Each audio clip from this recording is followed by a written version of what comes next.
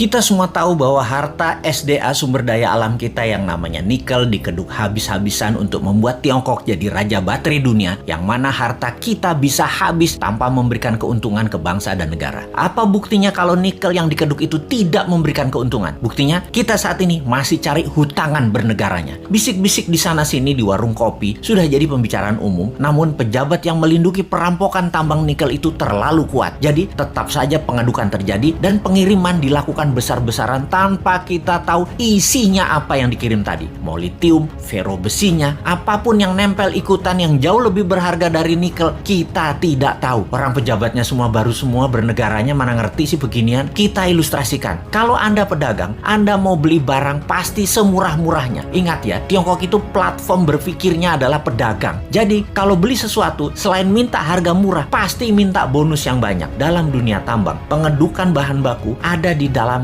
masih all in. Semuanya masih ada. Mulai dari barang berharga, katakanlah nikel, ada juga impuritiesnya atau barang yang tidak pure atau barang yang tidak murni atau barang yang tidak diperlukan seperti tanah dan lain sebagainya. Masih tercampur. Lalu dibersihkan. Macam-macam cara pembersihannya. Ada di leaching, diproses. Tujuannya untuk membuang barang yang tidak dibutuhkan. Katakanlah 75% terbuang, tinggallah 25%. Kalau dibawa 100% ke Tiongkok, yang 75% tadi adalah taiknya tambang yang nggak diperlukan. Taiknya mah tinggal di Indonesia aja. Makanya sekali lagi, taiknya dibuang di Indonesia aja. Kalau tadi dari 1 ton produksi tambang nikel ada 2% kandungannya. Setelah diproses tinggal 25%, nikelnya tetap 2%, tapi bukan dari 1 ton, dari 250 kilo. Nah, dalam 250 kilo ini ada fero juga, ada litium juga, ada macam-macam yang dibayar yang paling murah. Yang dibayar apanya? Nikelnya doang. Feronikel, nikel laterit, dan banyak lagi unsur logam dan mineral yang sudah disarikan tidak dibayar oleh Tiongkok. Kita asli bernegara ini bodoh memang. Dan penjajah perampok itu dikasih karpet merah lagi, dilindungi, dan tidak ada yang sadar. Kalau ada yang sadar, maka segerombolan buzzer pecinta cuan anti NKRI mulai memecah belah bangsa dan mencari sisi positif yang kecil dibesar-besarkan dari sisi bosnya, tapi mencari sisi buruk, pengkritisi tanpa solusi, dan diputer-puter beritanya agar rakyat tahu pengkritisi itu dosa. Apa yang terjadi kalau hal ini didiamkan dalam jangka pendek? Bukan dalam jangka panjang ya, pendek ya. Negara kita akan miskin, pejabatnya makin kaya, rakyat nambah lapar. Kita hanya mengingatkan arahnya nantinya. Sebagai contoh sejarah kebodohan penguasa atas kelolaan sumber daya alam, kita mau kasih ilustrasi. Ada 3 negara yang akan kita pakai jadi contoh kali ini, yaitu Nauru, Venezuela, Zimbabwe. Fosfat, oil business, berliannya Zimbabwe. Nauru di tahun 1980-an, negara dengan 7.000 populasi adalah negara yang sangat kaya, bahkan negara terkaya di dunia. Nauru adalah salah satu negara di selatan Pasifik. Nauru menghasilkan fosfat, bahan baku untuk pupuk. Saking kayanya, semua warganya digratiskan untuk melakukan apapun, sampai keluar negeri dibayarin pemerintah, diongkosi. Dan ada joke di sana, dolar itu hanya toilet papers. Dan ini bukan kiasan, dipakai beneran untuk ngelap pantat beneran. Lalu hasil alamnya ternyata habis 20 tahun kemudian. Dan Nauru saat ini menjadi sangat miskin ya.